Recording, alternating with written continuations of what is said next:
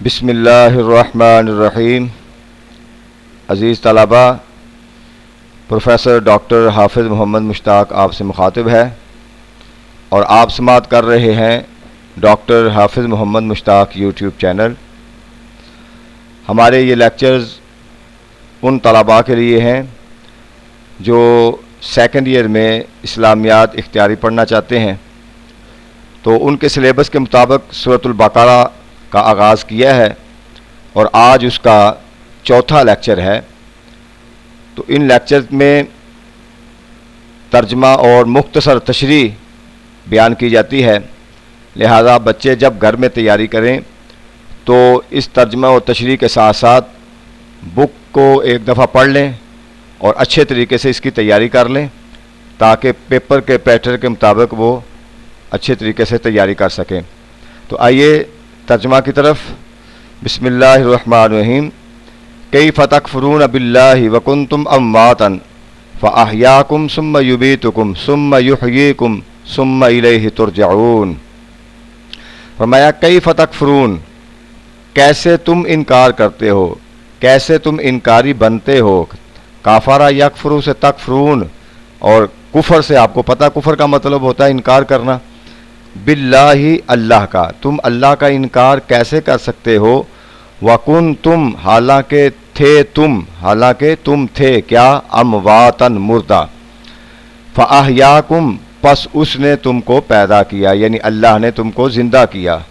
ثم یمیتکم، پھر وہ تم کو مارے گا. ثم یحییکم، پھر وہ تم کو زندہ کرے گا.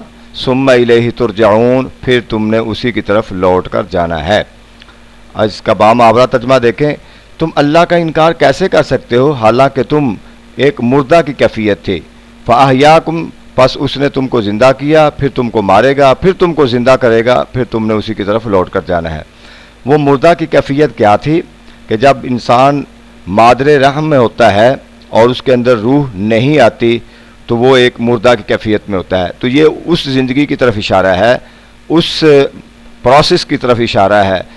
اس کے بعد فرمایا فاحیاکم، پھر تمہیں زندگی دی جاتی ہے اور اللہ تمہیں زندگی دیتا ہے جو کہ یہ زندگی اس دنیا میں گزارتا ہے انسان. اور اس زندگی کو گزارنے کے بعد پھر فرمایا کہ تم نے یہاں پہ ہمیشہ نہیں رہنا ہوتا. ثم یمیتکم، پھر وہ رب تم کو موت دے گا، تم کو مارے گا. اور اب وہ موت جو ہے وہ بھی دائمی اور حتمی اور فائنل نہیں ہے، بلکہ وہ ایک ٹرانسفر ہے اس جہان سے اگلے جہان کی طرف. اور جب اگلے جہان میں جاؤ گے ثم یحییکم، پھر تم کو وہ زندہ کرے گا تمہارے حساب کتاب کے لیے، تم کو جزا اور سزا کے لیے تم کو دوبارہ زندہ کرے گا. یہ قبر کی زندگی ہے جس کی طرف اشارہ ہے. ثم الیہ ترجعون، پھر محشر بپا ہوگا اور سارے کے سارے اللہ کی حضور پیش ہو جائیں گے. تو گویا زندگی کا جو ایک فلسفہ ہے موت اور حیات کا کہ اس نے تمہیں دو موتیں دیں اور دو زندگیاں عطا کی اور آخر کار وہ تم سب اسی کی طرف لوٹ کر جاؤ گے. آگے فرمایا هو الذی خلق لکم ما فی الارض، وہی تو ذات ہے خالق کا جس نے پیدا کیا لکم تمہارے لیے، ما فی الارض جمیعا، جو کچھ بھی ہے زمین میں سب کا تمہارے لیے پیدا کیا. هو الذی خلق لکم ما فی الارض جمیعا، وہی تو ہے جس نے تمہارے لیے سب کچھ جو کچھ زمین میں ہے تمہارے لیے پیدا کیا. اور ثم استوى الى السماء، پھر اس نے توجہ کی، استوا کیا آسمان کی طرف، یعنی پہلے زمین میں سب کچھ تمہارے لیے پیدا کیا، پھر آسمان کی طرف متوجہ ہوا. فسواہن سبع سماوات. اب یہ ایک بات ذہن میں رکھ لیں کہ آسمان کی طرف متوجہ ہوا کا مطلب یہ نہیں ہے کہ اللہ پہلے متوجہ نہیں تھا، مطلب کہ ایک پروسیس بتایا گیا ہے، ایک طریقہ کار بتایا گیا ہے کہ پہلے اس نے زمین کو پیدا کیا، پھر آسمان کی تخلیق کی طرف جب اللہ نے رجوع کیا، اللہ متوجہ ہوا تو اس کو پھر کیسے بنایا. فسواہن سبع سماوات، پھر اس کو ٹھیک 7 آسمان بنائے، برابر 7 آسمان اس نے بنائے. وَهُوَ بِكُلِّ شَيْءٍ عَلِيمٌ، اور وہ ہر چیز کے بارے میں جاننے والا ہے. یعنی کیا جاننے والا ہے کہ 7 آسمان اور زمین اور اس کے اندر جو کچھ بھی پایا جانے والا ہے ہر چیز کے بارے میں وہ جانتا ہے، اور یہ بھی جانتا ہے کہ اس کو کیسے بنانا ہے، کس کے اندر کیا خوبی رکھنی ہے، کیا طاقت رکھنی ہے، یہ بھی جانتا ہے. اور کس سے انسانیت کو فائدہ ہوگا، کس سے نقصان ہوگا، یہ بھی جانتا ہے. یعنی وہ ہر چیز، وہ چونکہ خالق ہے اور خالق جو چیز بناتا ہے وہ اس کے متعلق ہر چیز کے بارے میں جانتا ہے. تو یہ اللہ تعالیٰ کی صفات کا ذکر ہوا ہے. اگلی آیت کے اندر جو ذکر ہے وہ حضرت آدم علیہ السلام کی تخلیق کا ذکر ہے. جو اللہ رب العزت نے آدم علیہ السلام کی تخلیق کرنا چاہی تو فرشتوں سے کہا, اور ان سے کیا کہا؟ وَإِذْ قَالَ, اور جب کہا, ربک, آپ کے رب نے, لِلْمَلَائِکَةِ, فرشتوں سے کہا, انی, بے شک میں, جاعلٌ, فاعل کا صیغہ ہے, میں بنانے والا ہوں, فی الارض, زمین میں, خلیفتاً, ایک خلیفہ.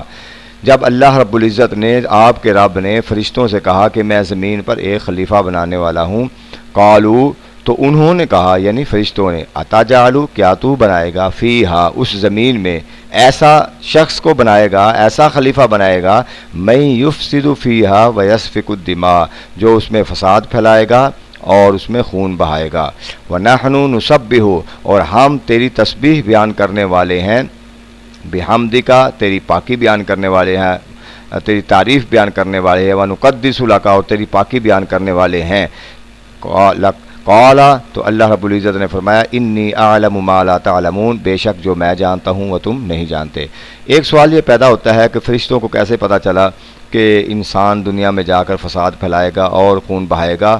تو اس کی بہت ساری توجیحات اہل علم نے بیان کی ہیں، لیکن ایک سادہ سی توجیہ یہ ہے کہ انسان کو جس گارے مٹی اور جس چیزوں کے ساتھ، مرکبات کے ساتھ انسان کو بنایا جا رہا تھا، ان کے اندر یہ خوبیاں پائی جاتی تھیں. فرشتوں کو علم تھا کہ یہ جس چیز سے انسان کو بنایا جا رہا ہے، اس کے اندر تو فساد پیدا کرنے اور قتل و غارت پیدا کرنے کی بھی چیزیں پائی جا رہی ہیں. تو لہذا انہوں نے اس سے اندازہ کر لیا کہ یہ جو جن چیزوں سے، دیکھیں نا، ایک سادہ سی مثال ہے، جب آپ کو کہا جائے آپ کشمش لے کے آئیں، آپ سوجی لے کے آئیں، گھی لے کے آئیں اور اس کے علاوہ چینی لے کے آئیں، تو ہم نے ایک مرکب تیار کرنا ہے. تو یہ جب ساری چیزیں تیار ہو جائیں، سامنے آ جائیں گی، تو آپ سمجھ جائیں گے کہ اس سے جو تیار ہوگا اس کو حلوہ کہتے ہیں.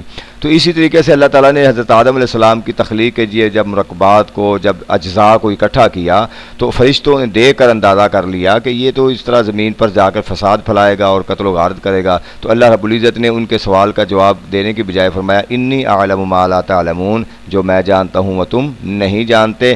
لہذا ایک طریقہ یہ ہوتا ہے کہ ہر کسی کے سوال کا جواب دینا لازم نہیں ہوتا. بہت سارے سوال ایسے ہوتے ہیں، قرآن کہتا ہے یا ایھا الذین آمنوا لا تسألوا عن اشیاء ان تبد لکم تسؤکم، اے ایمان والو زیادہ سوال نہ کیا کرو، اگر وہ ان سوالوں کے جواب تمہیں دے دیے جائیں، اگر وہ ظاہر کر دیا جائے تو پھر تمہارے لیے پرابلم ہوگی. تو لہٰذا ہر سوال کا جواب دینا بھی ضروری نہیں ہوتا. اگر کسی کو فائدہ ہے تو اس کو جواب دیں. اگر آپ سمجھتے ہیں کہ وہ سوال اس کا فضول ہے اور اس کے ذریعے وہ رہنمائی نہیں چاہتا بلکہ سوال برائے سوال ہے، تو پھر اس کا سوال کا جواب دینا ضروری نہیں ہے. تو اللہ رب العزت نے ان کو بس یہ جواب دیا، جو میں جانتا ہوں وہ تم نہیں جانتے. وعلم آدم الاسماء کلها، اب وہ اللہ کیا جانتا تھا اور فرشتے کیا نہیں جانتے تھے، اس کی ایک جھلک اللہ تعالیٰ نے اسی وقت ان کو دکھا دی. اور وہ کیا تھی؟ وعلم، علم یعلم، تعلیم، تعلیم سکھانا، علامہ سکھایا، آدم الاسماء یعنی اللہ نے سکھایا. اس میں اللہ جو ہے وہ فاعل ہے.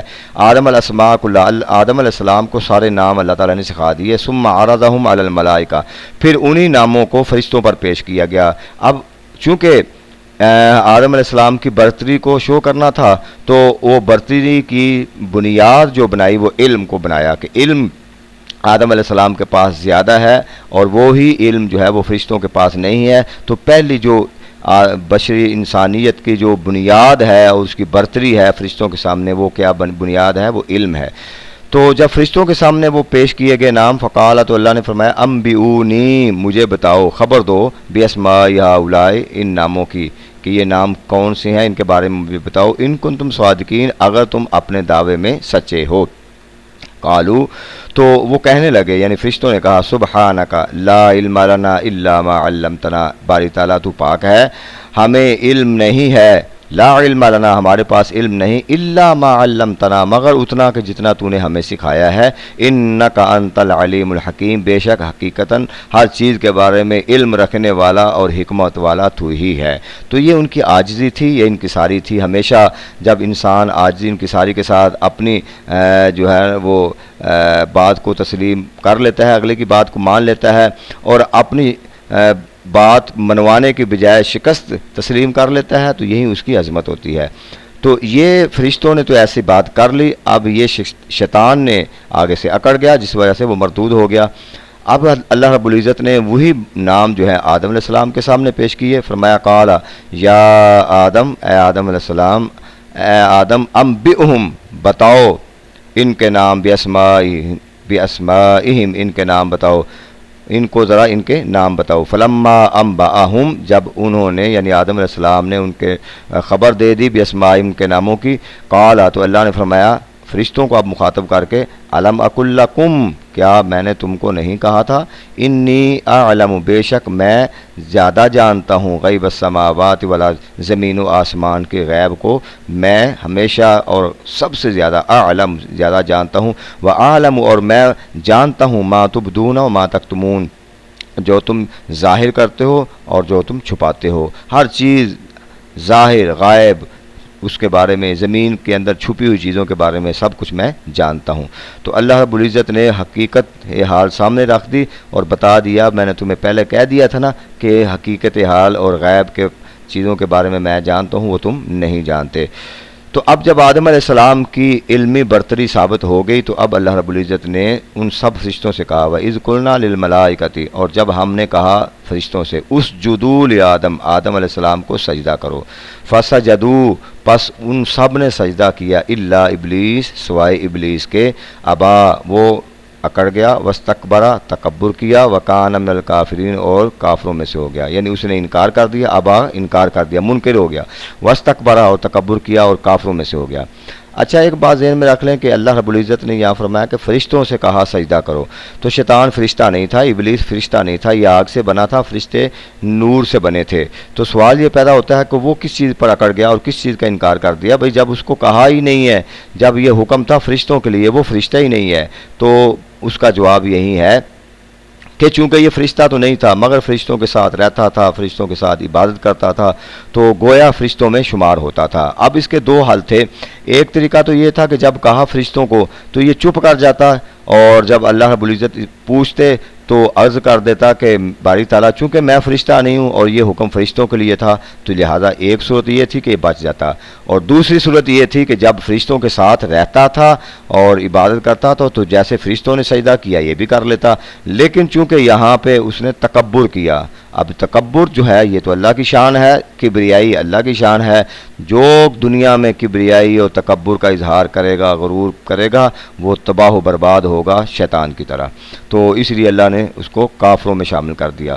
وَقُلْنَا، اور ہم نے کہا، یا آدم، اے آدم، اسکن، آپ رہیں، انتا، آپ، وزوجک الجنہ، اور آپ کی بیوی جنت میں، یعنی آپ جو ہے نا مسکن بنا لیں، آپ اور اپنی بیوی کو جنت، یعنی آپ رہیں جنت میں اور آپ کی بیوی بھی جنت میں رہے، وَكُلَا، اور تم دونوں، تثنیہ کا صیغہ ہے، منہا، اس جنت میں سے، راغدن، کھاؤ تم دونوں اس جنت میں سے، راغدن حیث شئتما، جو چاہتے ہو، جہاں سے چاہتے ہو، جو تمہارا جی چاہے اس جنت میں سے کھاؤ پیو، لیکن شرط کیا ہے، بلا تقربا ہذہ الشجرۃ، اس درخت کے، جو کہ اشارہ کر کے اللہ نے بتایا کہ اس درخت کے قریب نہیں جانا، فتکونا من الظالمین، پس تم دونوں ہو جاؤ گے حد سے بڑھنے والوں میں سے۔ اب بہت سارے بچے ترجمہ کر دیتے ہیں، لکھنے والے لکھ دیتے ہیں تم دونوں ہو جاؤ گے ظالموں میں سے، تو یہ اللہ کے نبیوں کی بے ادبی ہے، نبی کبھی ظالم نہیں ہوتا، تو وہ ایک حد مقرر کی تھی اللہ نے کہ اس کے قریب نہیں جانا، تو فرمایا کہ اگر جاؤ گے تو حد سے بڑھنے والوں میں سے ہوگے، بالکل سادہ سا اور باادب ترجمہ ہے۔